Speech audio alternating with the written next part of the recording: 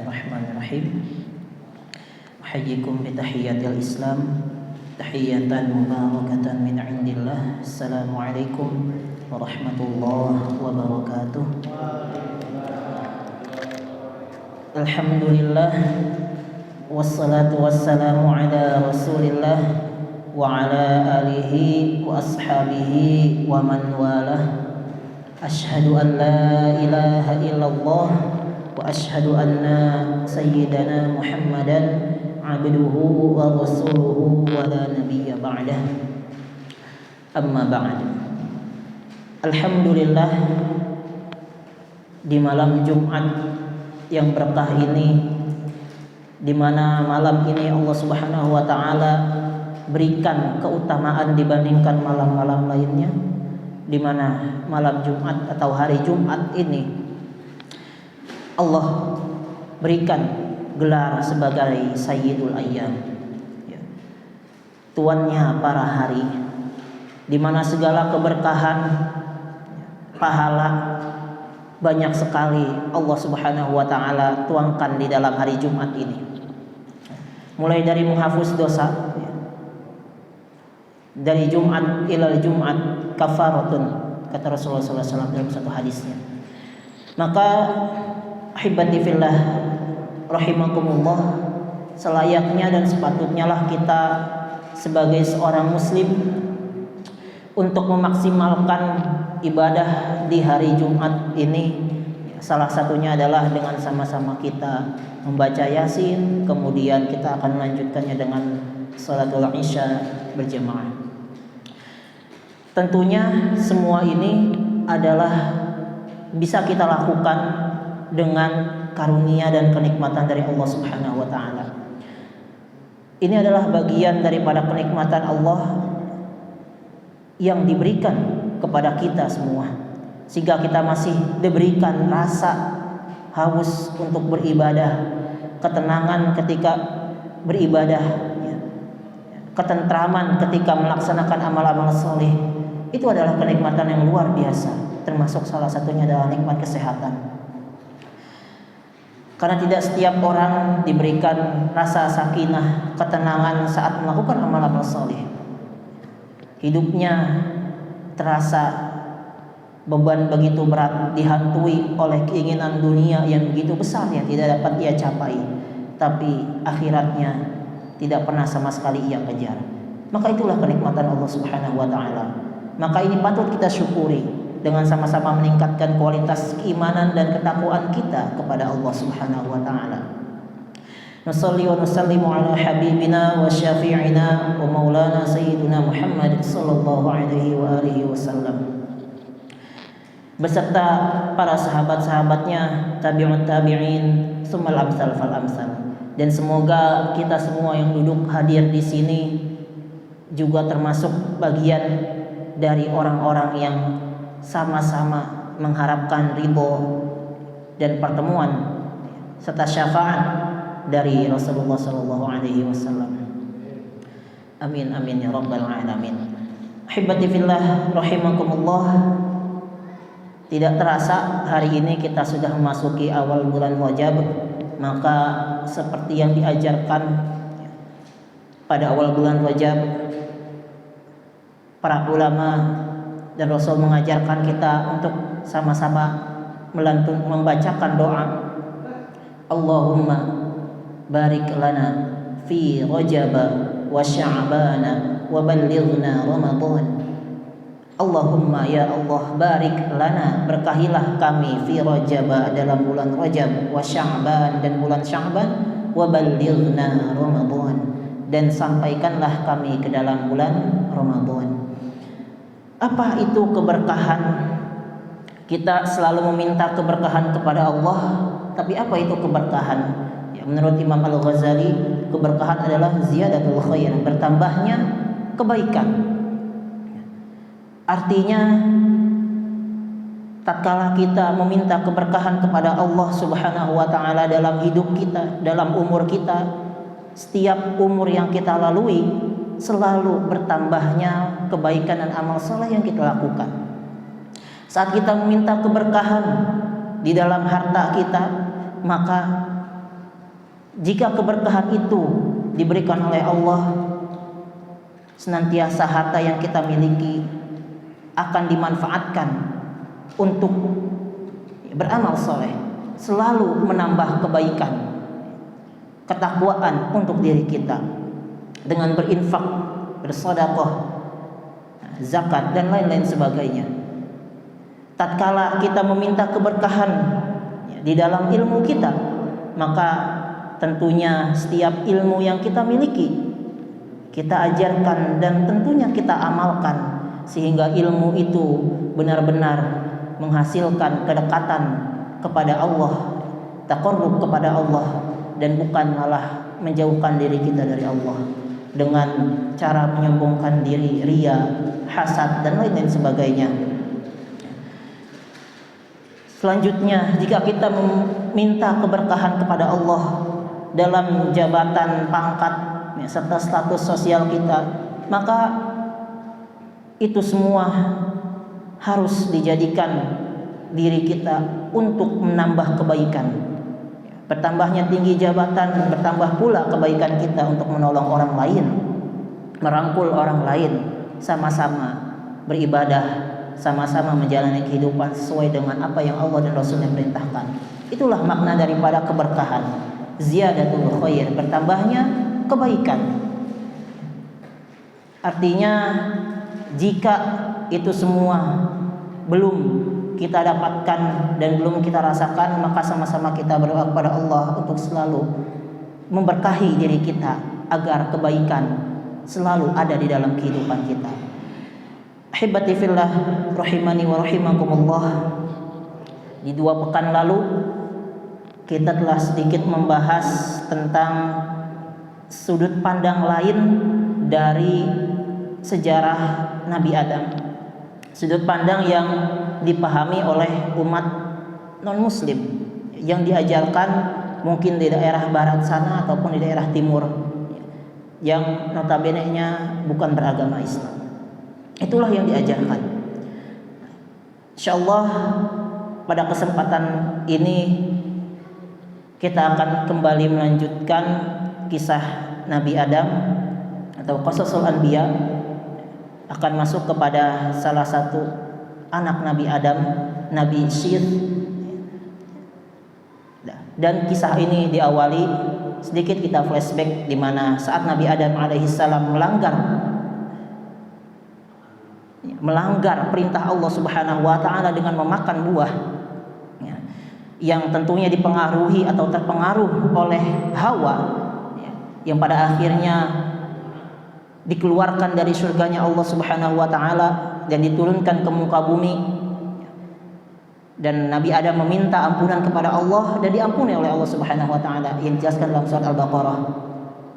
Maka Nabi Adam alaihissalam beserta Hawa menjalani kehidupan sebagai seorang manusia, di mana memerlukan makanan, minuman, serta memiliki keturunan. Dan di sanalah ada sebuah riwayat di mana Hawa saat melahirkan anak, maka akan melahirkan anak yang kembar. Diriwayatkan pula Hawa melahirkan 20 anak, artinya kembar sebanyak 40, setiap anak kembar. Dan lahirlah anak pertama dan kedua, yaitu kita kenal dengan Habil dan Qabil. Ada yang menyebutkan Habil sebagai kakaknya, ada yang menyebutkan Qabil sebagai kakaknya. Wallahu a'lam bishawab. Tapi yang pasti kisah ini Allah cantumkan di dalam Al-Qur'an, dalam surat Al-Maidah ayat 27 sampai ayat 30, di mana waktu berlalu, akhirnya Habil dididik oleh Nabi Adam alaihissalam, mewarisi sifat-sifat kenabian dari Nabi Adam alaihissalam, mewarisi sifat kesabaran, ketakwaan, dan sifat-sifat kemuliaan dari Nabi Adam yang lainnya. Dan perlu kita ketahui juga, saat Nabi Adam alaihissalam diturunkan dari surganya Allah, dikeluarkan, begitu pula dengan iblis laknatullah alaihi, ikut turun ke muka bumi ini dengan satu tujuan, yaitu untuk menyesatkan, untuk menggoda, dan menyimpangkan Adam dan anak cucu Adam dari jalan Allah Subhanahu wa taala. Yang itu sudah kita banyak sekali jelaskan dalam surat Al-A'raf, dalam surat 15 Al-Hijr, dan banyak lagi surat-surat lainnya yang menjelaskan tentang misi dari iblis diturunkan ke muka bumi. Dan Allah berikan kekuatan kepada iblis, diberikan kekuatan itu untuk menguji hamba-hambanya yang soleh dapat bertahan dari godaan iblis yang pada akhirnya akan mengikuti jalan-jalannya para nabi. Itu sudah ditakdirkan oleh Allah Subhanahu wa taala. Maka karena iblis pun turun, akhirnya dua anak ini berkembang tumbuh. Di sanalah terjadi konflik di mana Nabi Adam memerintahkan untuk Habil menikahi saudarinya dari Qabil, dan begitu pun sebaliknya, pernikahan silang. Namun di sanalah iblis muncul menggoda Habil dan menggoda Qabil, di mana di sana ada celah, di sanalah iblis masuk. Akhirnya iblis menggoda dan Qabil terkena godaannya, yang akhirnya menentang perintah Nabi Adam alaihissalam dan menolak perintah tersebut karena tidak mau. Maka iblis menggoda dengan, kenapa Qabil engkau harus menerima perjodohan ini, sedangkan engkau akan dijodohkan dengan orang yang wanita yang lebih buruk, lebih tidak baik parasnya dibandingkan saudarimu. Maka dari itu timbullah hasud di sana, sifat dengki dari Qabil kepada Habil, yang pada akhirnya berujung kepada konflik besar, yaitu sebelum terjadi konflik akhirnya terjadi pembunuhan. Namun sebelum terjadi pembunuhan itu, sebagai seorang ayah, maka Nabi Adam memberikan sebuah kompetisi agar siapa yang dapat memberikan kurban terbaik, maka dialah yang akan dapat menikahi saudarinya.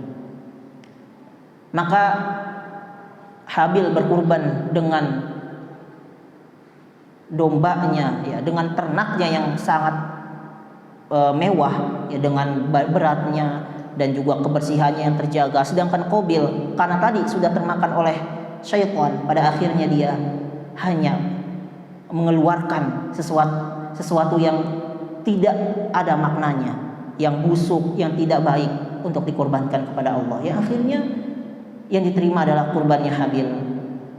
Karena tidak terima, maka terjadilah pembunuhan. Dibunuhlah Habil oleh Qabil saat dia sedang tertidur. Setelah terjadi pembunuhan, Qabil pulang menemui Adam alaihissalam tanpa rasa gelisah apapun. Namun seiring berjalannya waktu, di sanalah mulai timbul kegelisahan. Dan jasadnya Habil selama bertahun-tahun tidak termakan oleh tanah, tidak kembali menjadi tanah. Yang pada akhirnya kembalilah Qabil kepada jasadnya Habil, yang kemudian muncul atau yang kemudian oleh Allah Subhanahu wa taala ditunjukkan dengan seekor gagak yang menguburkan gagak lainnya, yang Allah cantumkan dalam ayat 30-nya. Faba'atsallahu ghuraba. Allah utus gagak yang kemudian dengan gagak itulah memberikan ilmu kepada Qabil untuk menguburkan Habil. Pada akhirnya diketahui oleh Nabi Adam. Nah, dari kematian ataupun sepeninggalan Habil yang mewarisi sifat-sifat ketakwaan daripada Adam alaihissalam, oleh karena itu Nabi Adam merasa kesedihan yang berlarut hingga akhirnya berdoa kepada Allah untuk diberikan keturunan, yang pada akhirnya diberikanlah keturunan oleh Allah Subhanahu wa taala yang bernama Syith. Syith ini artinya adalah hibatullah dalam bahasa Ibrani, artinya pemberian Allah. Bahkan dalam kitabnya Ibnu Katsir Qasasul Anbiya ataupun dalam Bidayah wan Nihayah disebutkan di sana bahwa Syith adalah kembarannya daripada Habil yang mewarisi semua sifat-sifat daripada Habil. Yang menggantikan Habil adalah Syith. Pada akhirnya tumbuh besarlah Syith di dalam bimbingan Adam alaihissalam. Sedangkan Qabil setelah menguburkan Habil, maka dia berpisah dengan Adam alaihissalam. Dia berpisah, ya, turun dari bukit-bukit, ya, pergi ke lembah bersama dengan saudarinya yang tadi, yang berparas cantik. Dibawa saudarinya, kembarannya tadi dibawa, dan dia menetap di lembah, berpisah dengan Adam alaihissalam. Di sanalah Adam dan putra-putranya melahirkan keturunan lainnya. Begitupun dengan Syith yang tumbuh besar, yang akhirnya dididik dengan begitu ketatnya dengan amalan-amalan solih, dengan wahyu-wahyu dari Allah Subhanahu wa taala, yang pada akhirnya Syithlah yang akan menjadi penerus dari Nabi Adam alaihissalam.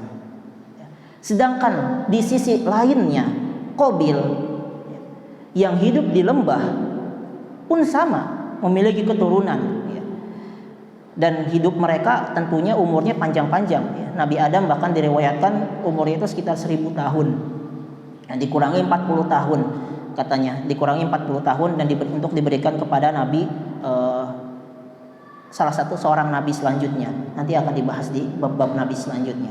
Nah, begitupun dengan Nabi Nuh, hampir 1000 tahun umurnya, dan itu jenjangnya jauh, artinya beranak pinak, ya, dan melahirkan keturunan yang sangat banyak.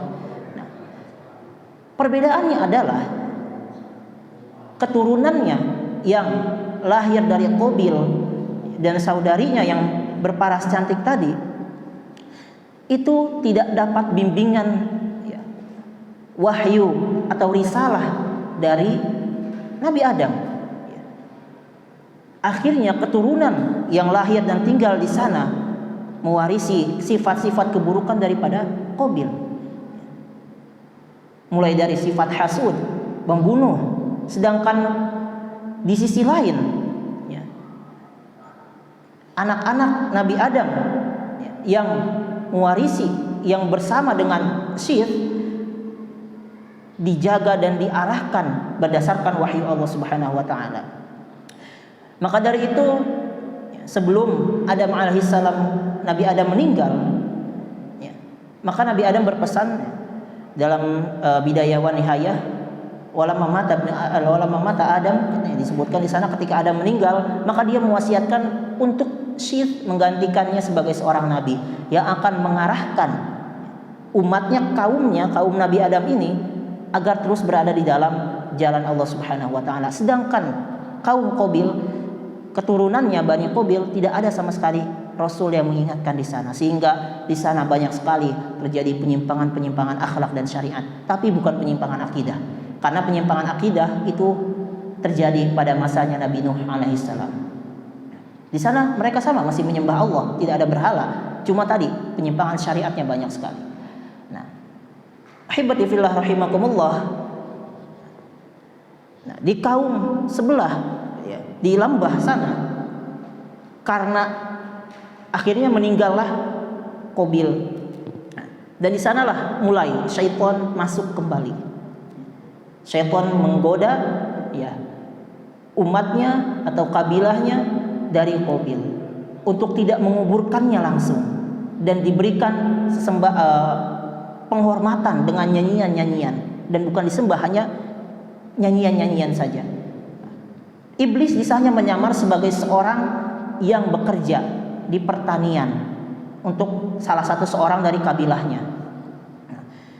dan akhirnya berhasil. Iblis berhasil masuk, ya, menyusupkan ide-idenya, ya, akhirnya berkembang di sana musik, atau ya musik, kalau kita sekarang musik disebut mungkin kalau zaman sekarang party yang lain sebagainya, itu sudah ada sejak zaman saat itu. Itulah ide yang diberikan oleh iblis kepada keturunannya Qabil, hingga pada akhirnya ada suatu perayaan, atau kita seringnya sebut mungkin party. Sekarang anak-anak zaman sekarang artinya kan itu musik, ya, dinyanyikan dengan kencang, ya. Kan kalau namanya orang perayaan party nggak ada musik mah nggak jadi dong. Ya, nggak jadi, makanya mesti ada.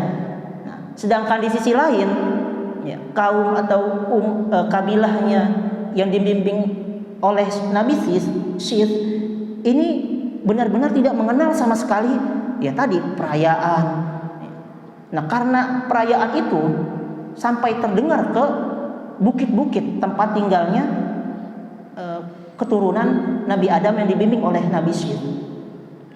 Karena penasaran, akhirnya beberapa anak muda dari kabilah Nabi Syith turun ke bawah, ke lembah untuk melihat, mendengarkan ini apa ini, bunyi-bunyi aneh ini, suara apa ini, kayaknya ramai banget di bawah ya, padahal sudah dilarang oleh Nabi Syith bahwa golongan atau umat Nabi Syith tidak boleh turun ke lembah, begitupun dengan orang di lembah tidak diperbolehkan untuk naik ke atas bukit, itu sudah dilarang.